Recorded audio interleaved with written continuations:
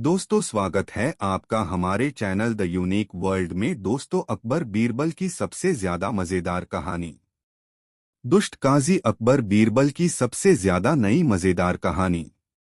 दोस्तों, फातिमा बीबी नाम की एक विधवा महिला ने अपने बाकी दिन गुजारने के विचार से मक्का मदीना जाने का निर्णय लिया। उसकी कोई संतान नहीं थी। हज पर जाने से पहले फातिमा बीबी ने अपने सारे गहने बेचकर सोने की मोहरें ले लीं। अपने खर्च के लिए कुछ मोहरें बाहर रखकर बाकी 800 मोहरें एक थैली में बंद कर उसके मुंह पर लाख की मोहर लगा दी। फिर वह अपने घर के ही पास में रहने वाले काजी के घर उस थैली को लेकर पहुंच गई। वह काजी अपनी ईमानदारी और रहमदिली के लिए ही मशहूर था। फातिमा बीबी को अपने घर पर देखकर काजी बहुत खुश हुआ और उनसे पूछा, कहिए मैं आपकी क्या सेवा कर सकता हूँ। फातिमा बीबी बोली, काजी साहब, आप जैसा ईमानदार, शरीफ और सत्यवादी इस पूरे शहर में कोई नहीं है। मैं चाहती हूँ कि मेरी यह थैली आप रख लें ताकि मैं निश्चित होकर हज करने के लिए मक्का मदीना जा सकूं। इस थैली में 800 स्वर्ण मोहरें हैं। अल्लाह के करम से यदि मैं सही सलामत वापस आ गई तो मैं आपसे आकर इनको ले लूंगी, और यदि मैं अल्लाह को प्यारी हो गई तो इस थैली के मालिक आप होंगे। फिर आपका जो मन करे इनका कर लेना। फातिमा बीबी के इतना कहने पर काजी बोला, बीबी साहिबा, आपका जो मन करे मेरे यहाँ निश्चित होकर रख सकती हैं। आपके लौटने तक मैं आपकी अमानत जान पर खेल कर भी सुरक्षित रखूंगा। आप आराम से हज करने के लिए जाइए। काजी ने फातिमा बीबी को दिलासा देते हुए कहा तो वह मन ही मन काफी प्रसन्न हो गईं। फातिमा बीबी भी कोई साधारण महिला नहीं थीं। थैली की प्रत्येक मोहर पर उसने एक छोटा सा निशान बना दिया था, जो बहुत ध्यान से देखने पर ही नजर आ सकता था। फातिमा बीबी को जब मक्का मदीना गए 5 वर्ष हो गए तो काजी को यही लगा कि वह अब लौटकर नहीं आने वाली। वह निश्चित रूप से ही अल्लाह को प्यारी हो गई होगी। ऐसा सोचते ही काजी के मन में पाप जाग गया। उसकी नीयत खराब हो गई। उसने मन ही मन यह फैसला कर लिया कि वह 800 मोहरें अब किसी को भी नहीं देगा। फातिमा बीबी अगर आ भी गईं तो उनको भी नहीं। एक रोज फातिमा बीबी अचानक ही मक्का मदीना से लौट आईं और वह सीधे काजी के पास अपनी थैली मांगने के लिए चली गईं। काजी ने उन्हें थैली इसे वापस दे दिया। घर पहुंचकर फातिमा बीबी ने थैली का मुंह खोला तो आश्चर्य से उनकी आंखें फटी की फटी रह गईं। थैली में सोने की मोहरों की जगह उतनी ही संख्या में पैसे और रांगे के टुकड़े थे। फातिमा बीबी का चेहरा बुझ गया। वह खुली थैली को लेकर काजी के घर पहुंची और कहा, इसमें तो सोने की मोहरें नहीं हैं। काजी तेवर बदलते हुए बोला, एक तो नेकी करो, ऊपर से बदनामी भी। देखो बीबी साहिबा, मैंने तो केवल थैली रखी थी, उसमें सोने की मोहरें हैं या रांगे की यह तो मैंने देखा भी नहीं था। तुम जैसी थैली दे गई थीं, वैसी ही मैंने रख ली थी। जैसी मोहर लगी थैली तुमने दी थी, वैसी ही मोहर लगी थैली मैंने लौटाई भी है। देखिए, आप मुझे बदनाम न करें। काजी की बातें सुनकर फातिमा बीबी को चक्कर से आ गए। वह गिड़गिड़ाते हुए बोली, काजी साहब, मुझ पर रहम करो। मैं एक निःसंतान बूढ़ी विधवा हूं। मेरे आगे पीछे मुझे देखने वाला कोई नहीं है। मुझ बेसहारा औरत पर रहम करो। वे मोहरें ही मेरे बुढ़ापे का सहारा हैं। आप सारी मोहरें नहीं देना चाहते हैं तो आधी ही दे दीजिए। मैं तो आपको शहर का सबसे अधिक ईमानदार और रहमदिल इंसान समझकर अपनी थैली सौंप गई थी। आपने तो मुझ बेसहारा वृद्धा के साथ ऐसा विश्वासघात किया कि मैं कहीं की भी न रही। काजी काफी नाराज हो गया और आगे बढ़ते हुए धमकी भरे स्वर में बोला, देखो बीबी, तुम यहाँ से चुपचाप इज्जत के साथ चली जाओ, नहीं तो धक्के मारकर बाहर कर दूंगा। विधवा फातिमा बीबी आंसू बहाती हुई काजी के घर से बाहर आ गईं। अब उनकी समझ में नहीं आ रहा था कि वह क्या करें, क्या न करें, कहाँ जाएं और कहाँ न जाएं। फिर अचानक ही उनकी आंखों के सामने अकबर बादशाह का दरबार नाच गया। वह बदहवासी सीधे बादशाह अकबर के दरबार की ओर बढ़ गईं। दरबार में डरी समी वह दाखिल हुई और अपनी सारी आपबीती कह सुनाई। बादशाह ने काजी को दरबार में बुलवाया और उससे पूछा, इस वृद्धा औरत की थैली के विषय में तुम्हें मालूम है? काजी हाथ जोड़कर कांपते स्वर में बोला, जहां पनाह, कोई 5 वर्ष पहले यह बुढ़िया मेरे यहाँ एक थैली छोड़ गई थी। जब यह वापस आई तो मैंने सहर्ष इसकी मोहर लगी थैली इसे वापस दे दी। हुजूर, मुझे नहीं मालूम उस थैली में सोने की मोहरें थीं या रांगे के टुकड़े। काजी ने बड़ी सफाई से जहांपनाह के सामने झूठ बोला। लेकिन शहंशाह अकबर को काजी की बातों पर विश्वास नहीं हुआ। बादशाह ने काजी को घर जाने को कहा और फातिमा बीबी से कहा, तुम शाही दरबार में हो, तुम्हें चिंता करने की आवश्यकता नहीं है, तुम्हें पूरा न्याय मिलेगा, तुम्हारी मोहरें कुछ दिनों में ही तुम्हें मिल जाएंगी। शहंशाह ने यह हुक्म देकर बीरबल को यह विवाद सौंप दिया। यह विवाद बीरबल के हाथ में आते ही उन्होंने फातिमा बीबी से थैली ले ली और उस थैली को अपने घर ले गए। बीरबल ने वैसी ही कुछ थैलियां मंगवाकर उनमें कुछन कुछ भरकर लाख की मोहरें लगवा दीं। फिर उनमें सुराख कर दिए। तत्पश्चात शहर के सभी रफूगरों को एक एक थैली दी और उनसे थैलियों के छेदों को रफू करवाया। बीरबल ने सभी थैलियों को बड़ी बारीकी से देखा। एक थैली पर उनकी निगाह अटक गई। इसे बारीकी से देखने पर भी छेद का पता नहीं चल रहा था। बीरबल ने कहा, इस थैली का रफू किस रफूगर ने किया है? एक रफूगर चलकर बीरबल के पास आया और बोला, हुजूर, क्या बात है, मैंने रफू किया है। बीरबल उस रफूगर को लेकर एकांत में गए और डराते धमकाते हुए उससे पूछा, बताओ, काजी की थैली रफू किसने की थी? तुमने की थी न? रफूगर डर गया और उसने कबूल कर लिया कि काजी की थैली उसने ही रफू की थी। बीरबल ने उससे पूछा, सच सच बोलना, तुमने यह थैली कब रफू की थी? बीरबल ने तल्ख स्वर में पूछा तो रफूगर कांपते स्वर में बोला, हुजूर, कोई 2 साल हुए होंगे, एक काजी ने मुझसे यह थैली रफू करवाई थी।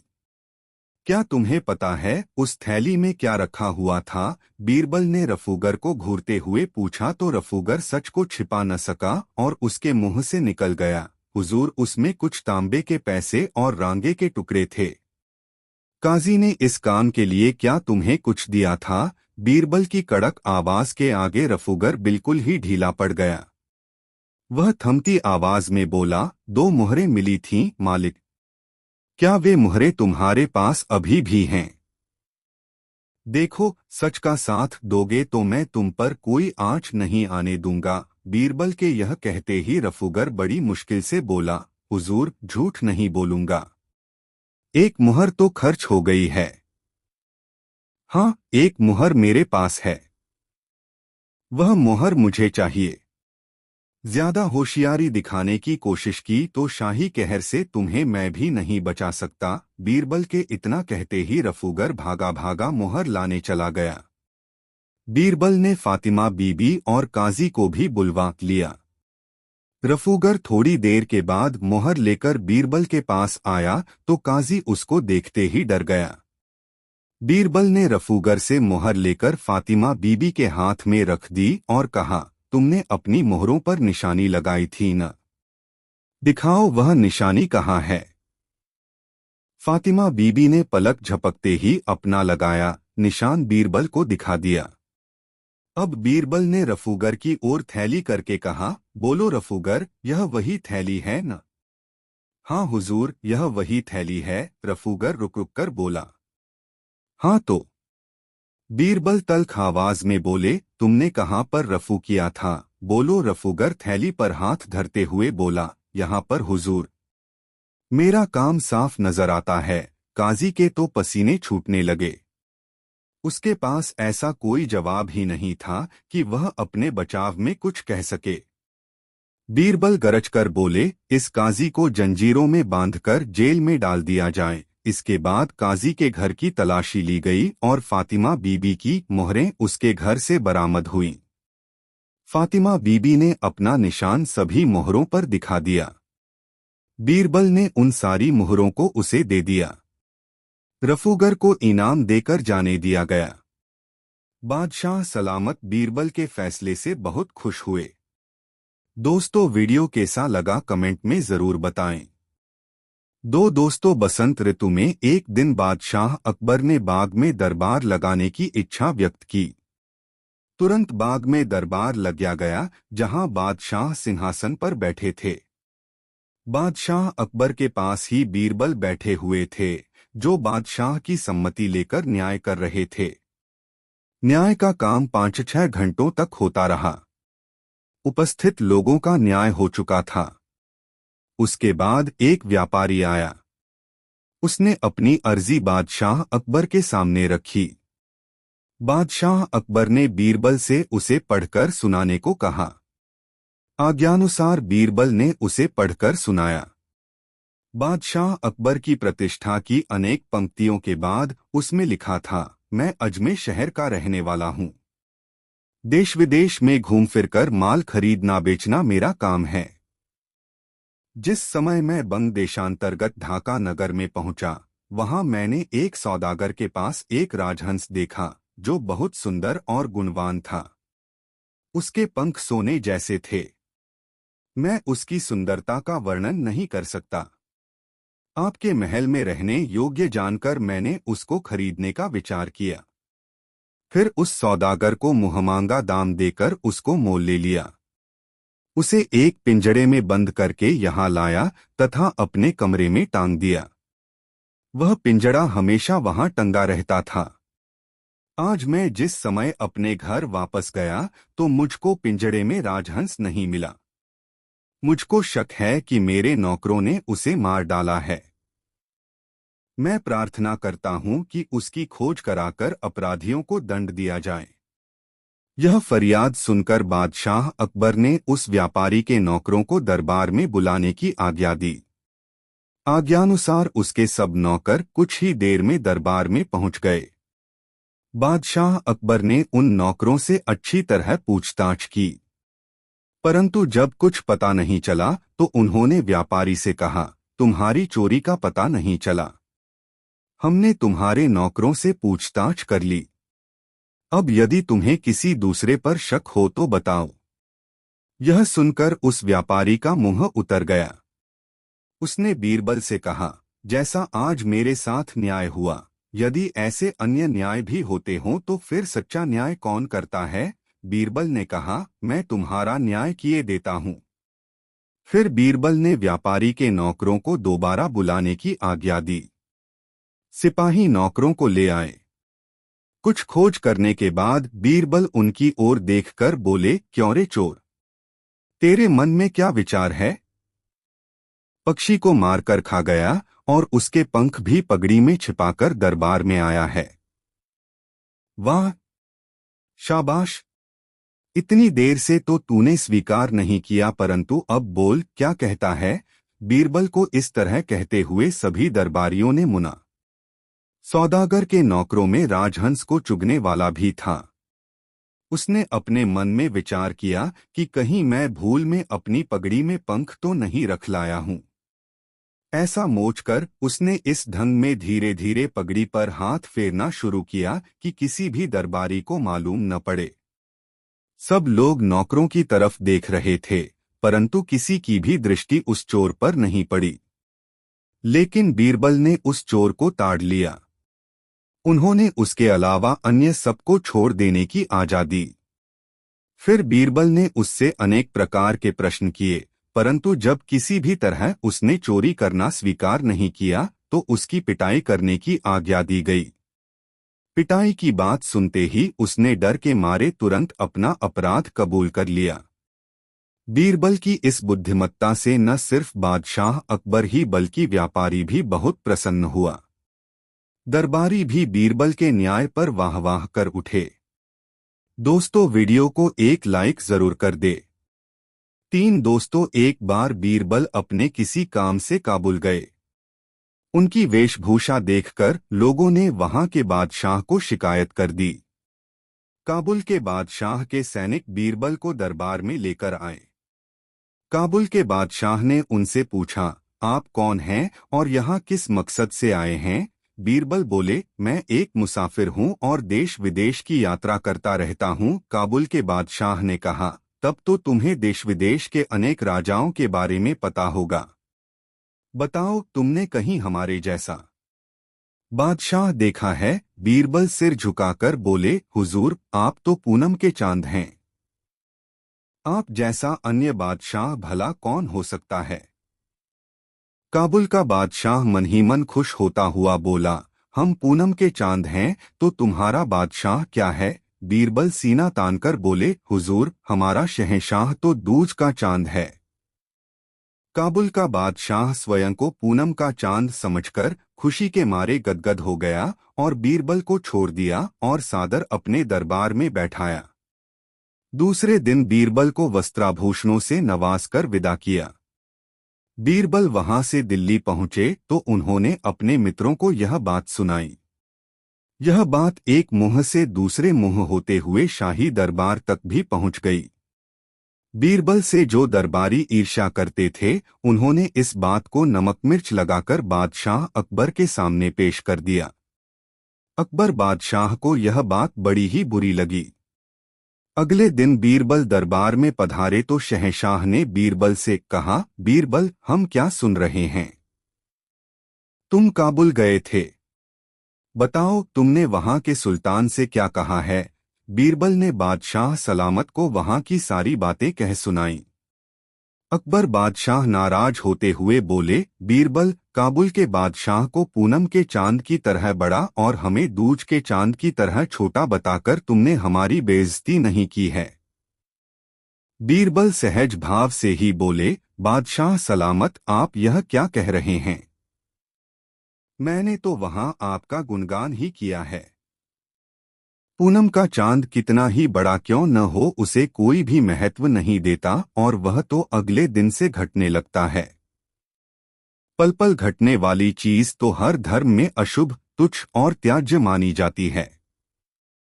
दूज का चांद चाहे कितना भी छोटा हो, लेकिन हिंदू और मुसलमान दोनों ही बड़े आदर भाव के साथ उसका दर्शन करते हैं।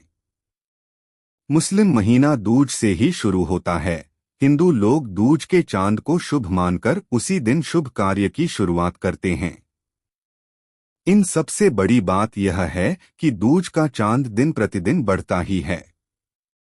जहां पनाह, अब आप ही बोलिए कि काबुल के बादशाह को पूनम का चांद और आपको दूज का चांद कहकर मैंने किसकी प्रशंसा की है? बीरबल को बादशाह ने उठकर गले से लगा लिया और कहा, मुझे पता है बीरबल, तुम जहां भी जाओगे वहां मेरी प्रशंसा ही करोगे। बीरबल से जलने वाले दरबारियों का मुंह इतना सा हो गया और जो दरबारी बीरबल की पसंद करते थे, वे तालियां पीटकर उनकी तारीफें करने लगे। बीरबल की यही तो विशेषता थी कि वह बहुत ही सोच समझकर बातें करते थे और मौका आने पर अपनी बात को सिद्ध करके दिखा भी देते थे। दोस्तों, यह वीडियो अपने मित्रों को जरूर शेयर करें। 4 दोस्तों, शहंशाह अकबर ने एक मुंशी को चुंगी अधिकारी बना दिया। वह मुंशी बहुत ही प्रसन्न हुआ और बादशाह की ढेरों प्रशंसा करके चला गया। कुछ दूरी पर ही बीरबल बैठे थे। मुंशी के जाने के बाद वह बोले, हुजूर, वह मुंशी बहुत ही चालाक, धूर्त और बेईमान जान पड़ता है।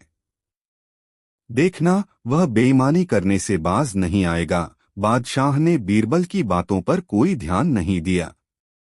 बीरबल का शक सच साबित हुआ। बादशाह के पास मुंशी की शिकायतें आने लगीं कि मुंशी रिश्वत लेता है और प्रजा को बहुत ही तंग करता है। बिना रिश्वत लिए किसी से भी बात नहीं करता है। बादशाह सलामत ने मुंशी का तबादला वहां कर दिया जहां बेईमानी करने की कोई गुंजाइश ही नहीं थी। वह मुंशी अधिकारी से घुड़साल का मुंशी मुकर्रर कर दिया गया। अब मुंशी का काम घोड़ी की लीद तोलना था, लेकिन जहां चाह होती है वहां राह निकल ही आती है। मुंशी ने वहां भी अपनी आदत न छोड़ी और रिश्वत लेने शुरू कर दी। मुंशी साइसों से बोला, तुम सब घोड़ों को दाना कम खिलाते हो, इसीलिए मुझे लीद तोलने को भेजा गया है। यदि तुम्हारी लीद तोल में कम बैठी तो मैं शहंशाह से शिकायत कर दूंगा। साइस यह सुनकर डर गए और मुंशी को प्रति घोड़ा 1 रुपया देने लगे। बादशाह के पास मुंशी की शिकायत पहुंची तो उन्होंने यमुना नदी की लहरें गिनने का काम उसे सौंप दिया। यहाँ पर बेईमानी का कोई काम नहीं था। मुंशी बेईमानों का बेईमान था। यहाँ भी उसने कमाई का रास्ता ढूंढ निकाला। अब मुंशी ने नावों को रोकना शुरू कर दिया और कहने लगा, रुको, मैं अभी लहरें गिन रहा हूँ। बेचारे नाविक जब नावों को रोक रोक कर परेशान हो गए तब उन्होंने मुंशी को प्रतिमाह 10 रुपये देने प्रारंभ कर दिया। दरबार में जब यह खबर पहुंची कि मुंशी नाविकों से पैसे वसूलता है तो शहंशाह ने हुक्म जारी किया कि नावों को न रोका जाए और उन्हें जहां जाए जाने दिया जाए। शातिर दिमाग मुंशी कहाँ किसी बंदिश और नियम को मानने वाला था। यहाँ भी उसने अपनी बुद्धि का इस्तेमाल कर एक तख्ती को तट पर यह लिखकर लगा दिया, रोको मत जाने दो। यह द्व्यर्थी वाक्य शहंशाह के हुक्म का भी पालन कर रहा था और मुंशी को भी रिश्वत दिलवा रहा था। बादशाह के पास फिर भी मुंशी की शिकायतें पहुंचने लगीं तो उन्होंने उस मुंशी की हरकतों से तंग आकर उसे नौकरी से हमेशा के लिए हटा दिया और बीरबल से कहा, बीरबल, हमने तुम्हारी बात नहीं मानी। तुम्हारा कहना सही था कि यह मुंशी जरूरत से ज्यादा होशियार और बेईमान लगता है। यह सब कहकर शहंशाह ने बीरबल के जिम्मे कर्मचारियों को जांचने परखने का काम लगा दिया। दोस्तों, वीडियो को एक लाइक जरूर कर दे। 5 अकबर की इच्छा की मजेदार कहानी। अकबर की इच्छा हुई कि कोई ऐसा ग्रंथ लिखा जाए जिससे उसका नाम अमर हो जाए। जब उसने महाभारत सुना था तो इच्छा हुई कि महाभारत को तरह ही अकबर भारत लिखा जाना चाहिए। उन्होंने अपनी इच्छा बीरबल के सामने प्रकट कर दी। बीरबल ने कहा, आप क्या नहीं कर सकते। इस पर बादशाह ने आदेश दिया, ठीक है, लिख दो। इसमें बहुत खर्च आएगा, बीरबल ने बताया। वो खजाने से ले सकते हो, बादशाह ने स्वीकार किया। बीरबल ने खजाने से धन लिया और उसे पुण्य कार्यों में खर्च कर दिया। उन्होंने अकबर भारत लिखने के लिए 6 मास का समय ले लिया।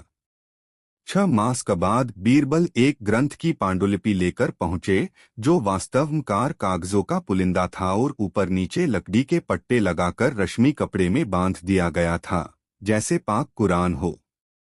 बादशाह का सामने रखकर बीरबल बोला, अभी कसर है और मैं चाहता हूं आप इसे छप जाने पर ही पढ़कर देखें। ठीक है, तभी देख लेंगे। पूरा करो और छपवाओ। हुजूर, पूरा तब हाँ सकता है जब बेगम साहिबा भी कुछ बता, क्योंकि महाभारत में स्त्री पात्र भी हैं। जा कुछ पूछना है बेगम से पूछ लो, बादशाह ने स्वीकृति दे दा। बारबल उस पुलिंदे को लेकर बेगम के पास पहुंच गए और बेगम सवाल, बादशाह सलामत एक ऐसा ग्रंथ लिखवा रहे हैं जो महाभारत सरीखा हो। महाभारत में द्रौपदी भी होती है जिसके 5 पति होते हैं। आप भी अपने 5 पतियों के नाम बता दीजिए। एक तो बादशाह हैं ही, अन्य 4 को मैं नहीं जानता। बता देंगी तो लिख दूंगा, अन्यथा ग्रंथ अधूरा रहेगा। बीरबल, यह क्या बदतमीजी है। ऐसे ग्रंथ को मैं आग लगा दूंगी। क्रोध में आकर बेगम ने उसी वक्त वह पुलिंदा छीना और बांदी से आग में जलवा दिया। बीरबल मुस्कुराता हुआ चला गया और बादशाह से बोला, जहां पनाह, मैं उस पांडुलिपि को पूरा करने के लिए बेगम साहिबा से यह पूछने के लिए गया था कि द्रौपदी की तरह उसके 5 पति कौन कौन से हैं, तो बताना तो दूर, उन्होंने अब तक लिखी पुस्तक ही जलवा दी। बेगम साहिबा क्रोध से आग बबूला हुई सो अलग। वे पतिकृता हैं, उनके पति सिर्फ आप हैं। जब वह 5 पतियों की बेगम बनेंगी गृहयुद्ध कराएंगी तब। बस बीरबल रहने दो, हमें ऐसी पुस्तक नहीं छपवानी है। हमने अपना इरादा बदल दिया है। और सचमुच बादशाह की सनक खत्म हो गई थी। दोस्तों, कहानी कैसी लगी कमेंट में जरूर बताएं। 6 दोस्तों, बादशाह अकबर जंग में जाने की तैयारी कर रहे थे। फौज पूरी तरह तैयार थी। बादशाह भी अपने घोड़े पर सवार होकर आ गए। साथ में बीरबल भी थे। बादशाह ने फौज को जंग के मैदान में कूच करने का निर्देश दिया। बादशाह आगे आगे थे, पीछे पीछे उनकी विशाल फौज चली आ रही थी। चारों ओर गंभीरता थी। रास्ते में बादशाह की जिज्ञासा हुई और उन्होंने बीरबल से पूछा, क्या तुम बता सकते हो कि जंग में जीत किसकी होगी? बीरबल ने कहा, हुजूर, इस सवाल का जवाब तो मैं जंग के मैदान में पहुंचकर ही दूंगा। कुछ देर बाद फौज जंग के मैदान में पहुंच गई। बीरबल ने चारों ओर देखा, फिर कहा, हुजूर, अब मैं आपके सवाल का जवाब देता हूं और जवाब यह है कि जीत आपकी ही होगी। यह तुम अभी कैसे कह सकते हो, जबकि दुश्मन की फौज भी बहुत विशाल है। उसके पास भी अच्छे योद्धा हैं। कई फौजों को इस फौज ने पराजित किया है। उसके सेनापति का बड़ा नाम है। बादशाह ने शंका जाहिर की। बीरबल ने कहा, हुजूर, दुश्मन हाथी पर सवार है और हाथी तो सूंड से मिट्टी अपने ऊपर ही फेंकता है तथा अपनी ही मस्ती में रहता है, जबकि आप घोड़े पर सवार हैं और घोड़ों को तो गाजी मर्द कहा जाता है। घोड़ा आपको कभी धोखा नहीं देगा। उस जंग में जीत बादशाह अकबर की ही हुई। जीत के बाद बादशाह ने बीरबल के अनुमान की सराहना की। इस कहानी से मिलने वाली शिक्षा, अधिकांश युद्ध बुद्धि कौशल, फौज की मारक क्षमता और सेनापतियों की सूझबूझ से ही जीते गए हैं। बीरबल, जो स्वयं भी एक अच्छे सेनापति थे, वे इस बात को जान गए थे कि यह युद्ध हाथियों के दम पर नहीं, घोड़ों की चपलता से ही जीता जा सकता है। इसलिए उन्होंने बादशाह अकबर द्वारा वह युद्ध जीतने की भविष्यवाणी कर दी थी, जो बिल्कुल सत्य सिद्ध हुई। दोस्तों, वीडियो को एक लाइक जरूर करें। तब उसने एक नई सूझ निकाली। बीरबल उन दोनों सौदागरों को एक जगह खड़ा कराकर एक जल्लाद को नंगी तलवार लिए हुए बुलवाया।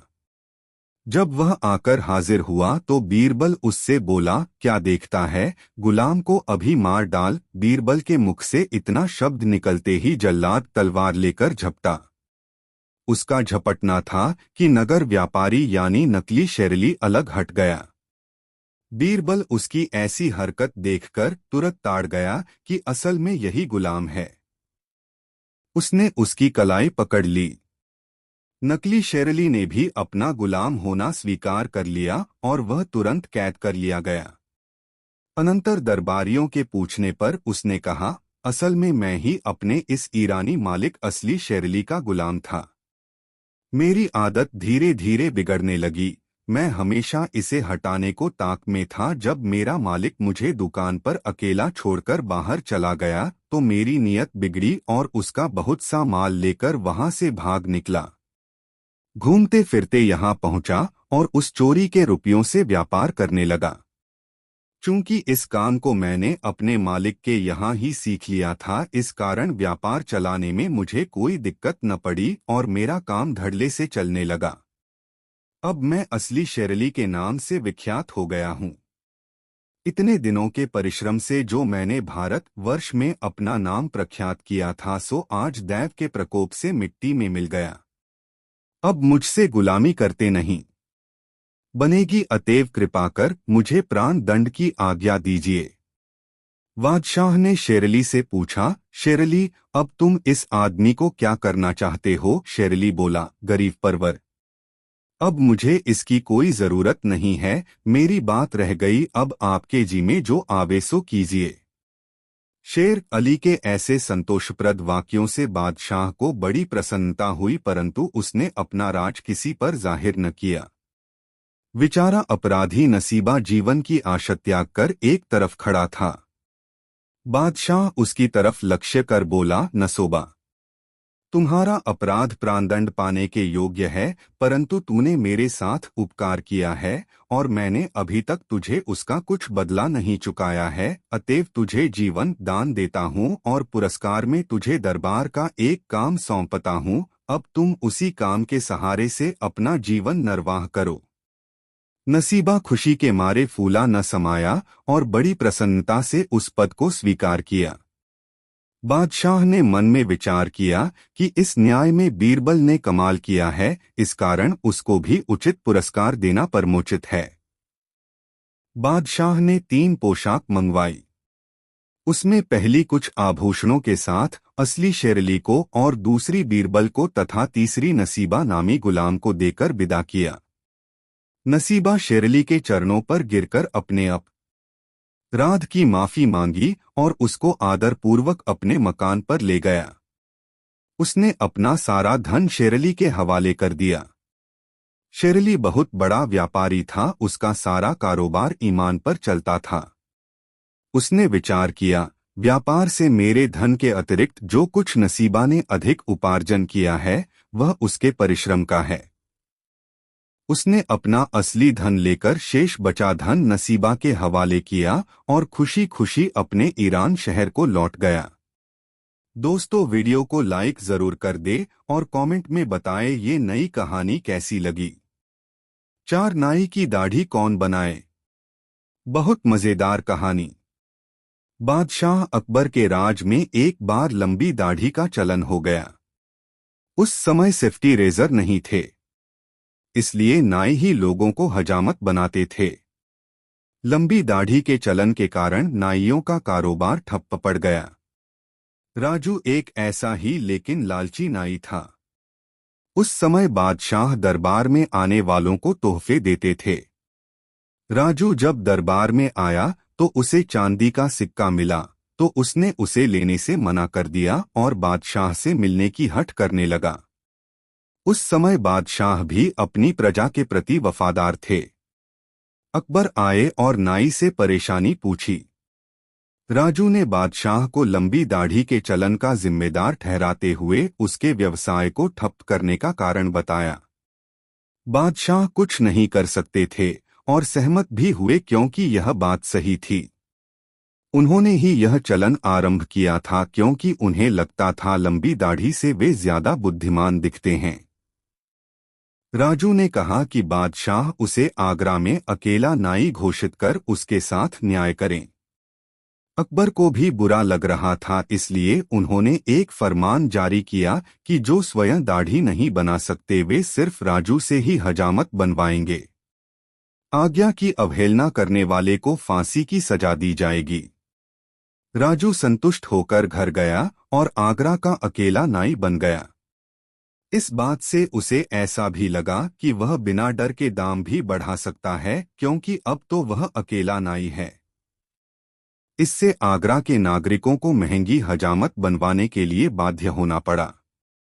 धीरे धीरे स्वयं हजामत न करने वाले व्यक्ति राजू को मुहमांगा धन देते देते थक गए।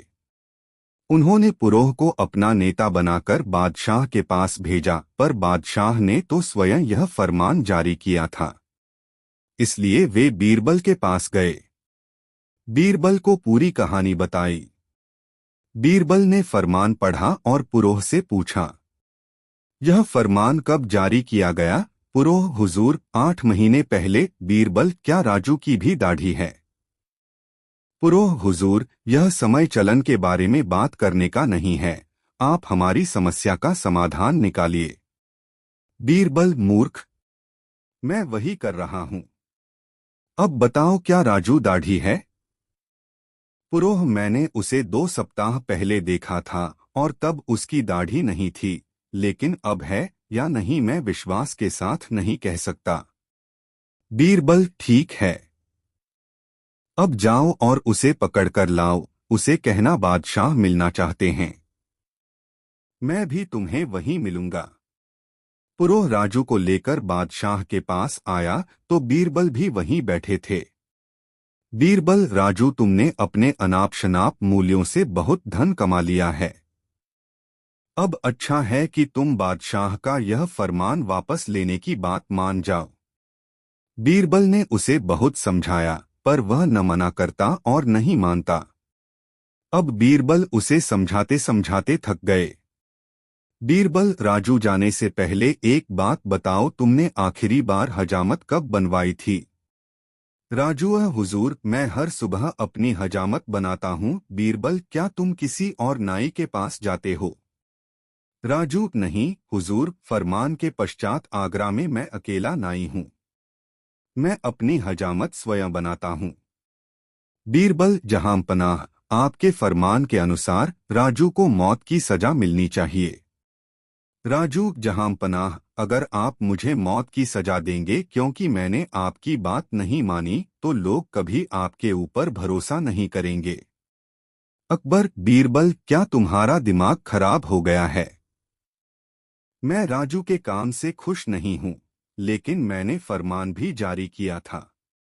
बीरबल, वह ठीक है, लेकिन इसने स्वयं आपके फरमान की अवहेलना की है। आपके फरमान के अनुसार वह केवल उनकी हजामत कर सकता है जो स्वयं अपनी हजामत नहीं कर सकते। अकबर, बिल्कुल सही। बीरबल, तो उसे केवल दूसरों की हजामत बनाने की इजाजत है, स्वयं अपनी नहीं। राजू सन्न रह गया।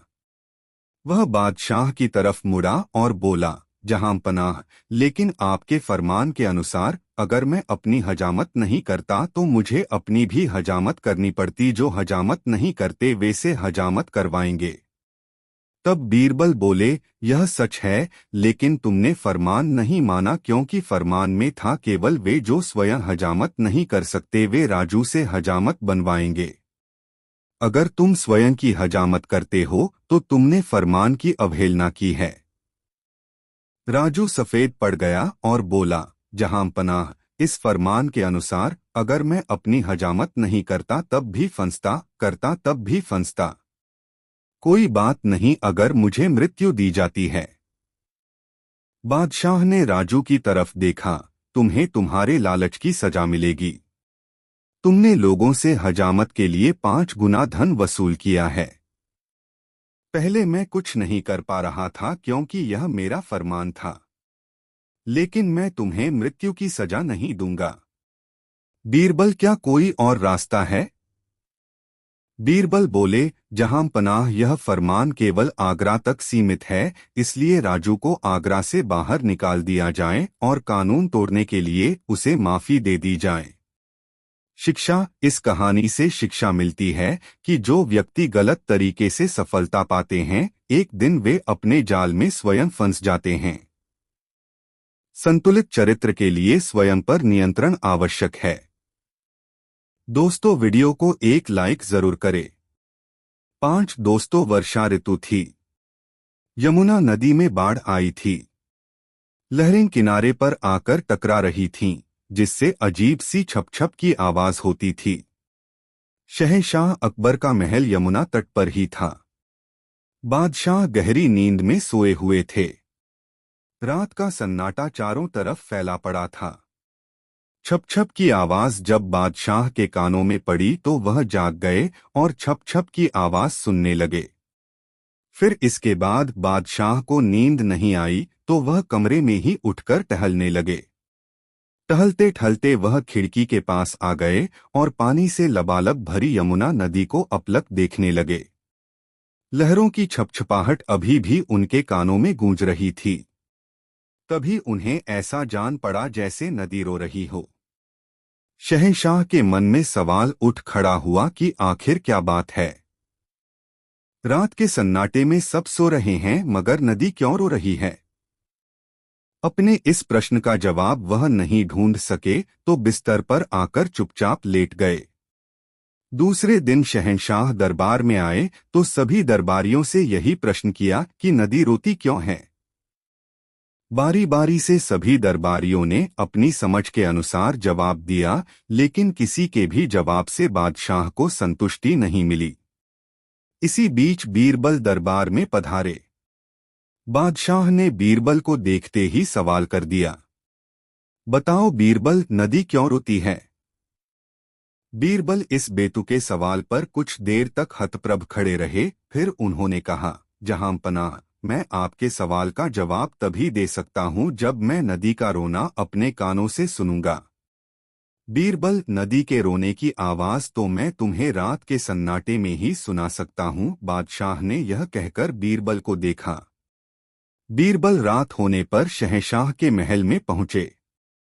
बादशाह उन्हें अपने महल की खिड़की के पास ले गए और वह छप छप की आवाज उन्हें सुनाई और इसका कारण पूछा। बीरबल अगले पल ही यह समझ गए कि यह तो पानी के बहने की आवाज है और बादशाह ने इसे ही नदी का रोना मान लिया है। बीरबल झुककर बड़े ही विनम्र स्वर में बोले, हुजूर, नदी अपने पिता के घर यानी पहाड़ से विदा होकर अपने पति यानी समुद्र के यहाँ जा रही है, जिससे वह पिता से अलग होने के गम में रोती जा रही है। बीरबल का जवाब इतना सटीक और हकीकत भरा था कि बादशाह अकबर खुशी के मारे गदगद हो गए और कहा, बीरबल, तुम्हारे पास तो हर सवाल का जवाब होता है। हम तुम्हारे जवाब से संतुष्ट हुए। दोस्तों, वीडियो को एक लाइक जरूर कर दे। 6 दोस्तों, बादशाह अकबर अक्सर ही बीरबल की परीक्षा लेते रहते थे और बीरबल हमेशा ही पास हो जाया करते थे। एक बार शहंशाह ने बीरबल को एक बकरी देते हुए कहा, बीरबल, इस बकरी को जितना खाना दिया जाता है उससे दोगुना खाना तुम्हें देना है, लेकिन बकरी का वजन बढ़ना नहीं चाहिए। मैं 1 हफ्ते के बाद स्वयं इसका वजन करूंगा। बीरबल, अब करते क्या? बादशाह का हुक्म तो हुक्म होता है। बीरबल ने उस बकरी को दोगुना खाना देना शुरू कर दिया। वजन बढ़ने नहीं देना था, इसलिए हर रात वह एक कसाई को छुरी देकर बकरी के सामने बैठाने लगे। बकरी दिन भर खूब खाती और जब रात को हाथ में छुरी लिए कसाई को देखती तो उसकी हालत बहुत ही खराब हो जाती। न तो वह बैठ पाती और न ही सो पाती। दोगुना खाना खाने के बाद भी उसका वजन नहीं बढ़ा।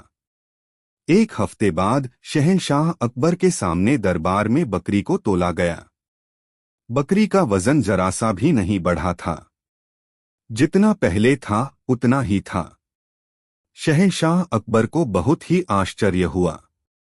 उन्होंने बीरबल से कहा, बीरबल, यह कैसे संभव हुआ? बकरी तो रोज दोगुना खाना खाती है, वजन तो बढ़ना चाहिए। बीरबल बोले, हुजूर, बकरी का वजन आखिर बढ़ता तो कैसे? हाथ में छुरी लिए एक कसाई रात भर उसके सामने बैठा जो रहता था। जो वह दिन में खाती थी, रात में कसाई की छुरी देखकर सब बराबर हो जाता था। बहुत खूब बीरबल, तुम्हारी इसी चतुराई के तो हम कायल हैं। तुम बुद्धिमानों के बुद्धिमान हो। बीरबल, बादशाह यह कहते कहते हंस पड़े। दोस्तों, अकबर बीरबल की यह मजेदार कहानियां आपको कैसी लगी कमेंट में जरूर बताएं। ऐसी और नई मजेदार कहानी सुनने के लिए हमारे चैनल द यूनिक वर्ल्ड को सब्सक्राइब जरूर कर ले और यह मजेदार कहानी अपने मित्रों को जरूर शेयर करें। वीडियो देखने के लिए बहुत बहुत धन्यवाद।